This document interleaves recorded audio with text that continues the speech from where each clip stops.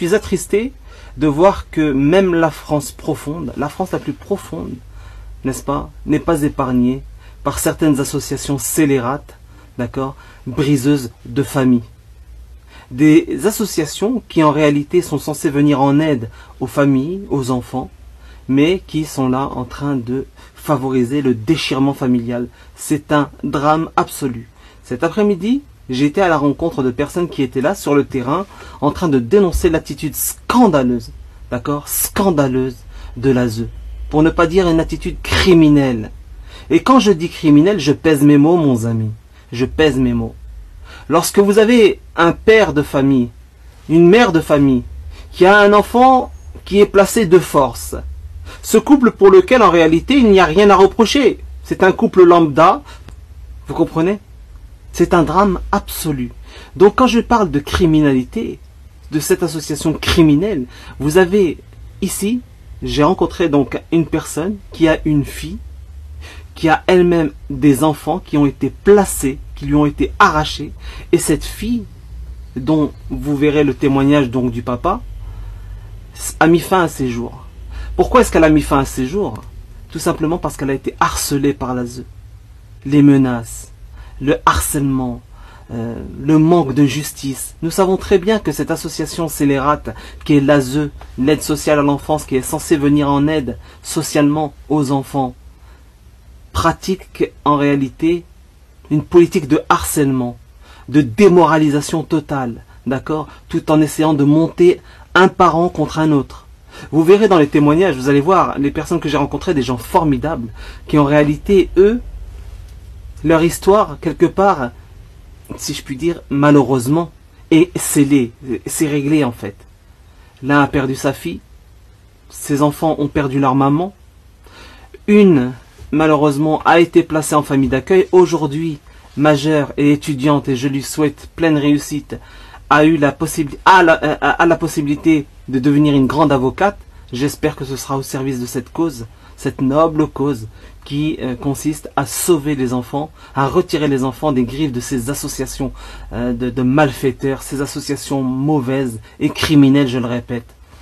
Ces gens, vous allez les entendre, leur histoire quelque part est réglée. Et donc s'ils sont sur le terrain, c'est pour essayer d'alerter les autres, pour essayer d'éveiller un maximum de Français. Et malheureusement, j'ai constaté que sur le terrain, pratiquement personne ne venait les voir.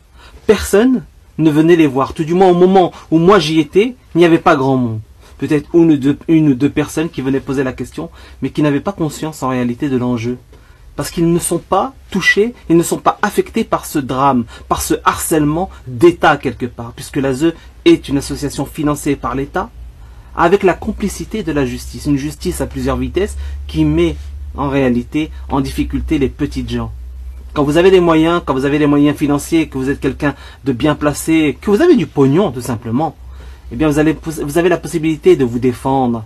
Eh bien ces gens qui sont des gens qui ont été soi-disant triés, hein, qui ont été choisis pour faire partie de ces familles d'accueil dans lesquelles on place les enfants arrachés à leurs parents d'origine, à un moment où on parle de PMA, GPA, de manque de main d'œuvre ou de ressources pour les futurs, pour les répartitions dans les retraites, etc. On arrache les enfants à des familles, on brise des familles, on brise des enfants. Vous voyez ? Eh bien, ces personnes étaient sur le terrain et tentent d'éveiller un maximum de monde, mais malheureusement, le monde ne s'intéresse pas à eux parce qu'ils ne sont pas affectés par ce drame absolu. Alors, je vous laisse écouter le témoignage de ces gens qui étaient sur le terrain, que j'ai rencontré, des gens formidables, des gens courageux, des gens qui ont vécu malheureusement, qui ont eu affaire à cette association d'aide à l'enfance, d'aide sociale à l'enfance. Ils ont fait ça devant des services sociaux. Alors je ne sais pas si le matin, ils ont eu affaire à des gens. J'aurai le plaisir en tout cas de les recevoir dans un live, j'espère très prochainement. Ils viennent témoigner, ils sont ici chez eux.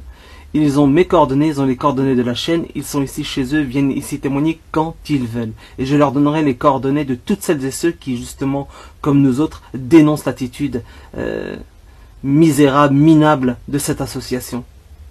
Et que ces gens sont sur le terrain, non plus pour eux, mais pour vous.